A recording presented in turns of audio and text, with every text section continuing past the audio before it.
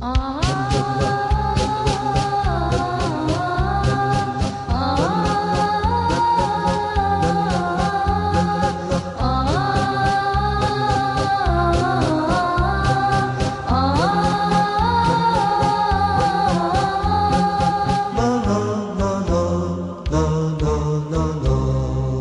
minimum purity that separates two menstrual cycles is 15 days.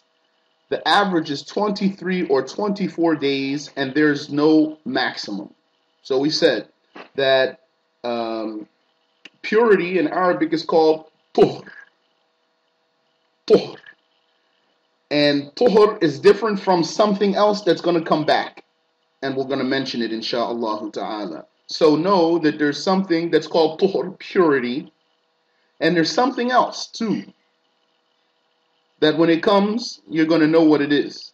But it's not Tuhr. It's not the same as Tuhr.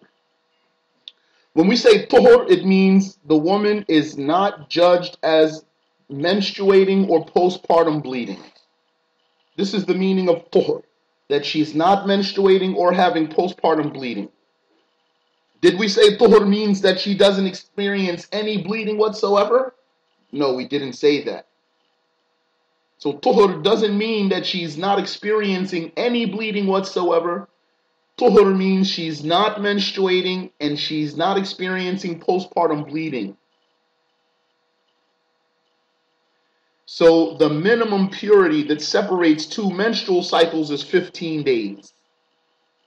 The average is 23 or 24 days, and there's no maximum.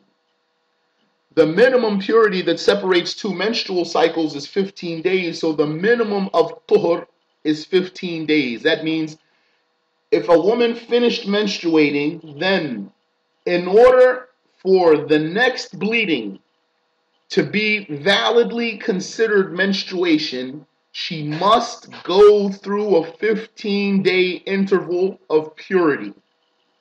So the minimum of purity is 15 days. The minimum purity that separates two menstrual cycles is 15 days. The average is 23 or 24 days, and there is no maximum. The average is 23 or 24 days. Why? Because the average menstruation is 6 or 7 days, and the average woman menstruates every month. The average menstruation is 6 or 7 days, and the average woman menstruates every month. So then the average purity would be 23 or 24 days. And there's no maximum for purity. That means there's no upper limit for purity. So there's no time in which the woman's Tuhr, her purity, would end, and then she would return to menstruation. There is no upper limit for the purity, so that it would be said that she needs to menstruate again and her purity needs to stop. According to that, a woman could menstruate once in her life and never menstruate again. A woman might menstruate and then not menstruate for another 6 years. She might menstruate and then not menstruate for another 20 years. She might menstruate and never menstruate again. So there's no upper limit for the time of purity. And if you notice, we said that the minimum of purity is 15 days. The maximum of menstruation is 15 days. 15 plus 15 makes 30. So this means that a woman, if she menstruates once per month, which is what's normal, then it's valid for her to menstruate for 15 days and then to be pure for 15 days. Then to menstruate for 15 days, then to be pure for 15 days. So her menstruation could take up half of a month and her purity would take up half of a month. When we say that the minimum of purity between two menstrual cycles is 15 days, be mindful that this is, as we've said, between two menstrual cycles. The minimum of purity between two menstrual cycles. That doesn't mean that the minimum of purity between a menstrual cycle and a postpartum bleeding has to be 15 days. The duration of purity between a menstrual period and a postpartum bleeding could be less than 15 days. Whether the menstruation preceded the postpartum bleeding, meaning came before it, or followed it. It could be that there's menstruation followed by postpartum bleeding, and the purity between them is less than 15 days. Or that the postpartum bleeding was followed by menstruation, and also the purity between them is less than 15 days. An example of menstruation preceding the postpartum bleeding, coming before the postpartum bleeding, is if the pregnant woman sees blood and we judge it as menstruation. Meaning we go by the strong saying. A pregnant woman saw blood, and we take the strong saying that a pregnant woman could menstruate. If the pregnant woman sees blood and we judge it as menstruation, then it stops for 2 days. So that menstruation of the pregnant woman stopped for 2 days, for example, then she gives birth.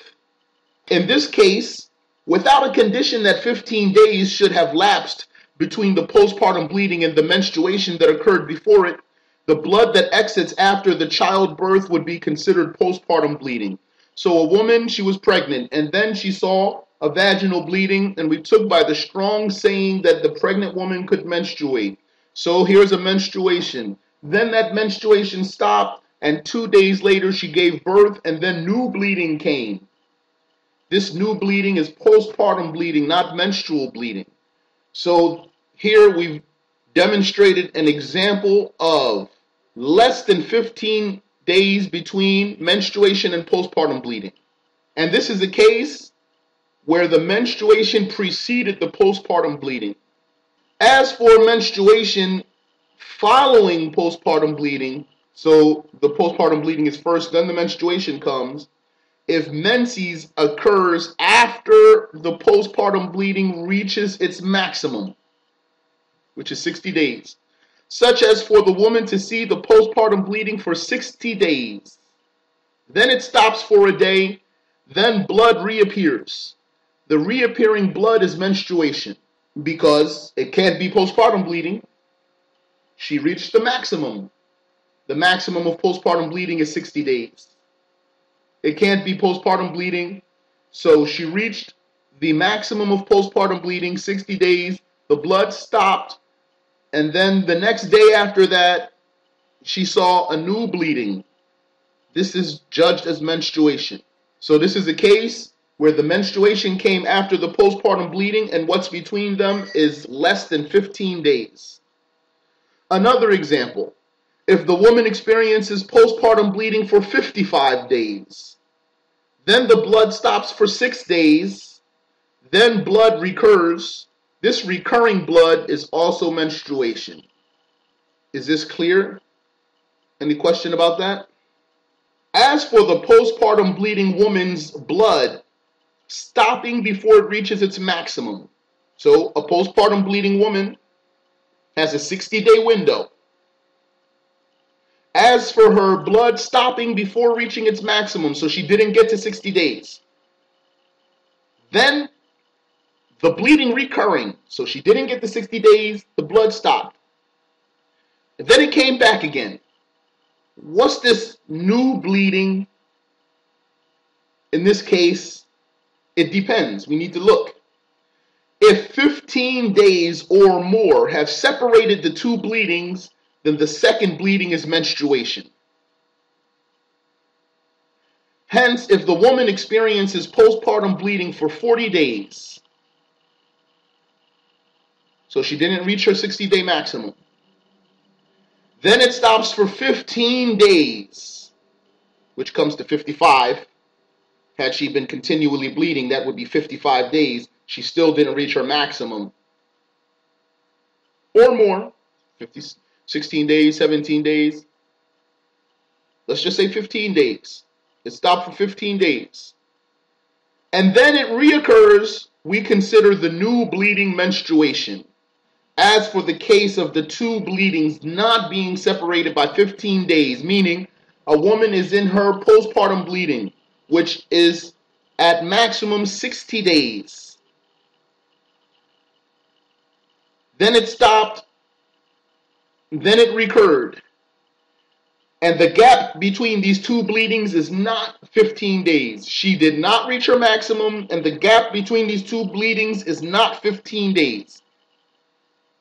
As for the case of the two bleedings not being separated by 15 days, rather by less than that, we consider the reoccurring blood postpartum bleeding. She's still having her postpartum bleeding. So she experienced postpartum bleeding for 40 days. Then the blood stops for 10 days and then comes back.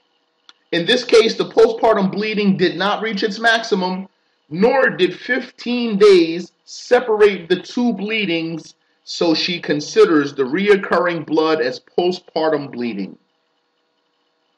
So let me give the whole synopsis. We said the purity between two menstrual cycles has to be what? You tell me.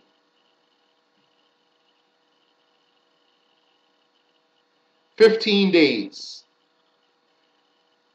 How about the purity between menstrual bleeding and postpartum bleeding? Does it have to be 15 days?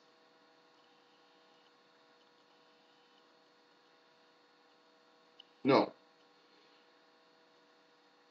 What about the case of menstruation coming before the postpartum bleeding? Is there a difference between menstruation coming before postpartum bleeding or postpartum bleeding coming before menstruation? Is there a difference between the amount of purity between the two, depending on which one came first? No. No difference. For you. What about the postpartum bleeding itself? If a woman had postpartum bleeding and it stopped, let's say she had postpartum bleeding for 20 days, then it stopped for 5 days, and then blood came back again. What is this second bleeding? Postpartum bleeding. Okay, so if a woman was having her postpartum bleeding, let's say she bled for 15 days, and then it stopped for 15 days, and then new blood came back. What is this second bleeding? Menstruation. Hakadha. Barakallahu feekum. The author said, may Allah have mercy upon her, the onset, meaning the starting, and cessation, meaning the stopping, of menstruation and postpartum bleeding during the prayer. The onset and cessation of menstruation and postpartum bleeding during the prayer. This is the case that we've learned from the summary of obligatory knowledge. So whoever's learned the summary well knows what we're going to mention now. There's nothing added to it. In fact, what's in the summary has an extra detail that's not here. So the author said, if menstruation or postpartum bleeding occurred after the time of prayer enters, while the woman had not prayed yet, and enough time had passed to enable her to perform the prayers before their occurrence, then this prayer is obligatory upon her, and she has to make it up once the menstruation or postpartum bleeding terminates. So a woman, she was not experiencing any bleeding. The prayer time came in. She didn't yet pray, which is not haram. The prayer is an extended obligation, meaning that a person can perform the prayer throughout all of its time as long as he starts the prayer at a time that enables him to finish it inside the prayer time. So you can't say Allahu Akbar right before the prayer time goes out, and then you can't fit the entire prayer inside of the time of the prayer. That's haram. That's haram. So the prayer time is an extended obligation. The person is allowed to pray the prayer at any time inside of the prayer, as long as he starts the prayer in such a way that he can fit the entire prayer inside of the prayer time. So a woman was not experiencing any bleeding. The prayer time came in, and she didn't pray yet, and that's not haram. And then enough time passed to enable her to perform her prayers before the bleeding started. And then the bleeding started after she had enough time to pray. Then this prayer is obligatory upon her. Now she can't pray, and this prayer is obligatory upon her, and she has to make it up once the menstruation or postpartum bleeding terminates. On the other hand, if the blood of menstruation or postpartum bleeding ends during the time of prayer, and the remaining time of the prayer was enough to say Allahu Akbar, or more than that, then that prayer is obligatory upon her. She has to pray it. And likewise, the prayer before it, if they are combinable. Which prayers are combinable? Dhuhr and Asr are combinable, and Maghrib and Isha are combinable. Hence, the afternoon prayer is obligatory to perform along with the noon prayer, Dhuhr prayer, the afternoon prayer along with the noon prayer, the Asr prayer along with the Dhuhr prayer is obligatory to perform if the woman's menstruation or postpartum bleeding terminates while there's enough time to say Allahu Akbar before the sunset. Yani as long as Asr's in, she had enough time to say Allahu Akbar while Asr was in before the sun went down. Then she has to pray Dhuhr and Asr. Likewise, obligatory is the night prayer along with the sunset prayer, Isha prayer, and Maghrib prayer by catching enough time to say Allahu Akbar before the dawn, before Fajr. So that's clear, inshallah? Okay, so let me ask you then. If her menstruation ended at Fajr time, and she had enough time to say Allahu Akbar before the sun cracked the horizon, what would she be obligated to pray? Fajr prayer only. Subh only, correct. A woman's menstruation ended at Dhuhr time. She had enough time to say Allahu Akbar before Asr came in. What is she obligated to pray? Someone tell me.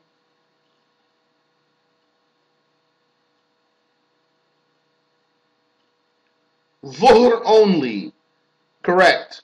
A woman's menstruation ended at Asr time. She had enough time to say Allahu Akbar before the sun went down. What is she obligated to pray?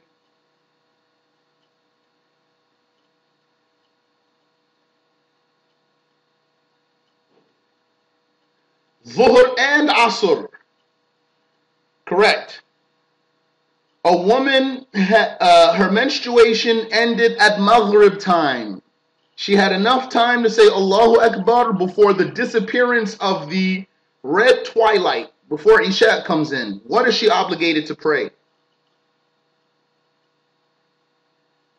Maghrib only. A woman's menstruation ended at Isha time. She had enough time to say Allahu Akbar before the dawn came in. What is she obligated to pray? Maghrib and Isha. Correct.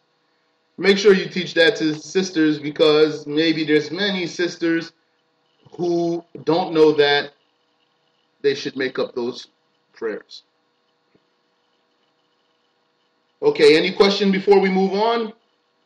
Simple enough, huh? The prohibitions due to menstruation and postpartum bleeding. It is forbidden for the menstruating or postpartum bleeding woman to perform prayers, circumambulate the Kaaba, that means circle the Kaaba, and fast, whether obligatory or optional. Obligatory and optional prayers, obligatory and optional tawaf, obligatory and optional fasting are all off limits for the menstruating and postpartum bleeding woman. Likewise is touching the book of Quran, the Mus'haf. It's also forbidden.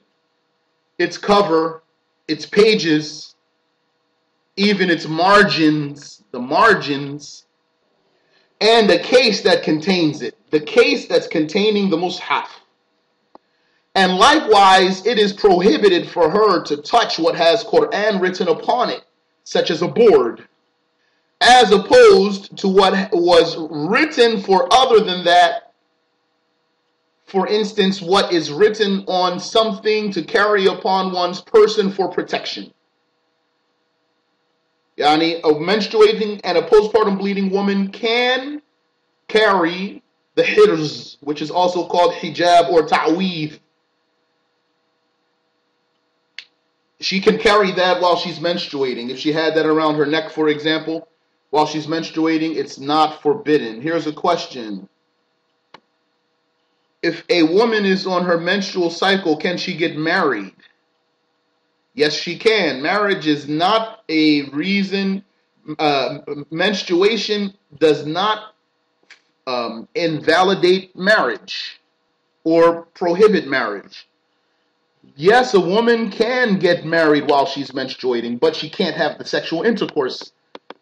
She will have to wait. Her husband has to wait for her menstruation to end so that he could consummate the marriage with her. But yes, she absolutely can get married while she's menstruating.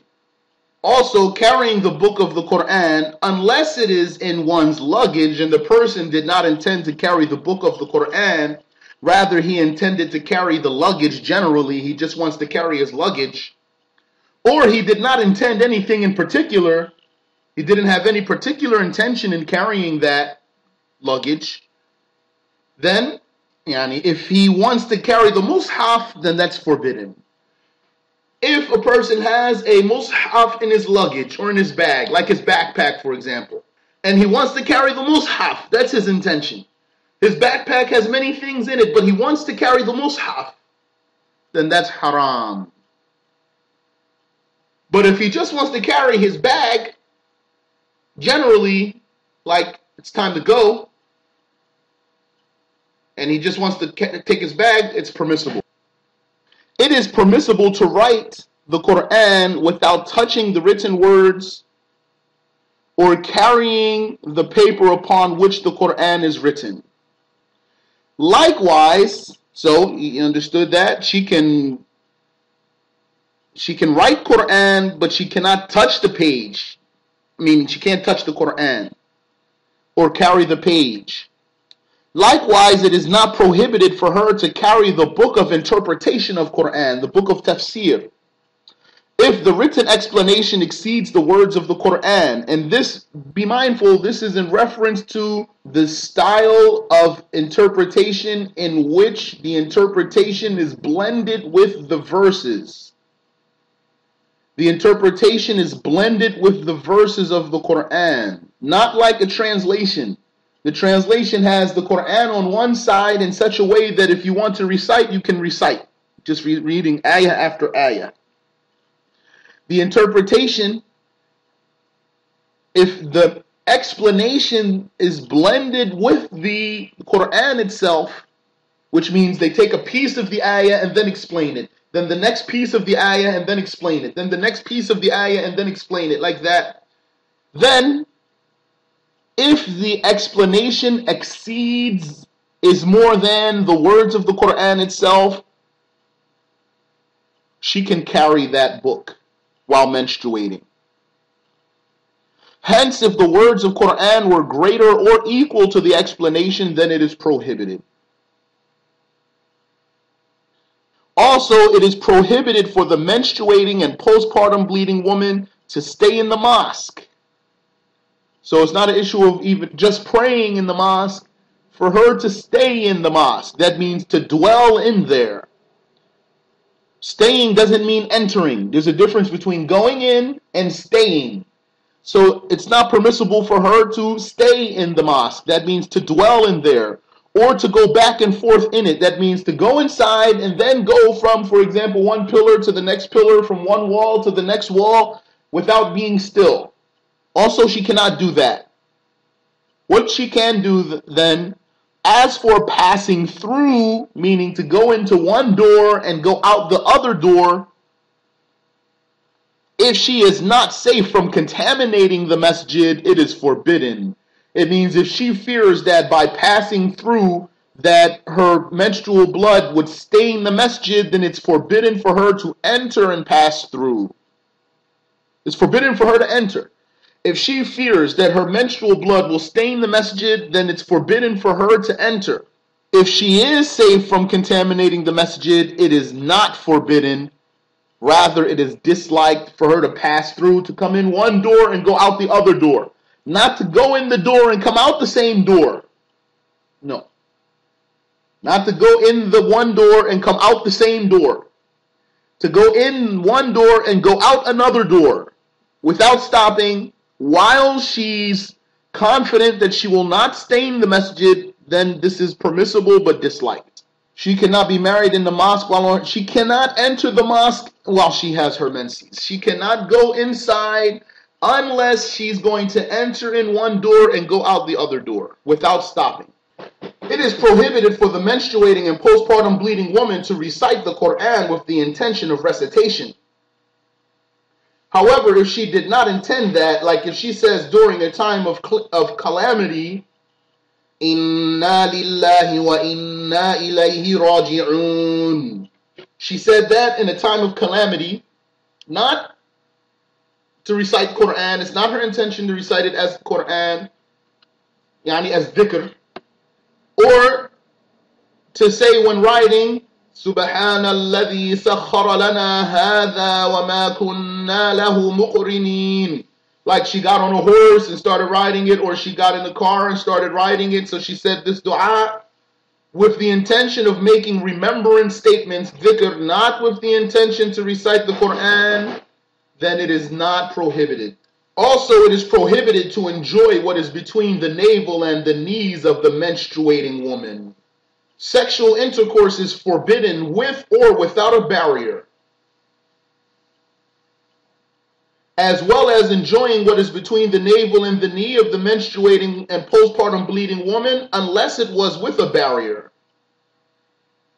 Meaning, he can enjoy what's between her navel and her knees with a barrier while she's menstruating or having postpartum bleeding, such as an izar, and the izar is not specific for men, for your information. A woman can wear an izar, it's not only for men. He can enjoy what's between her navel and her knees with a barrier, but not sexual intercourse. He cannot have sexual intercourse even with a barrier. And it was said that only sexual intercourse is prohibited. So another saying is that everything is permissible except for sexual intercourse. According to the second saying, he can enjoy what's between her navel and her knees without a barrier, but he cannot have sexual intercourse with her at all, even with a barrier. When we say a barrier, it means he can't touch the skin. According to the saying that he cannot touch what's between her navel and her knees unless there's a barrier, that means that he cannot touch the skin there. According to that saying, it's haram. He has to have a barrier such as an izar. And there's another saying, which is that only sexual intercourse is forbidden. It is prohibited for the man to divorce his wife while she is experiencing menstruation or postpartum bleeding. Such a divorce is called a bid'i divorce, which means it does not comply with the sunnah of the Prophet sallallahu alaihi wasallam. And despite its prohibition, it is valid. Although this divorce is haram, it's valid. So there's a difference between permissible and valid. Don't mix them up. Once the blood stops, none of the aforementioned is lawful before she performs a ghusl, except fasting and divorce. It means when her bleeding stops, she doesn't need to take a ghusl to fast, and she doesn't need to take a ghusl for him to divorce her. Hence, the woman is allowed to fast even if she has not performed the ghusl yet. But the prohibition of praying, circling the Kaaba, reciting the Quran, and other than that, among what was mentioned earlier, remains enforced until she performs the ghusl. So she cannot do any of that stuff until she takes a ghusl. Elucidation, meaning clarification. The menstruating woman is not filthy. The fact that she's menstruating does not render her najis. She doesn't become filthy. The consensus was concluded that the menstruating woman is not filthy. Rather, what is filthy is the blood that comes out of her and whatever it contaminates of the body or clothing.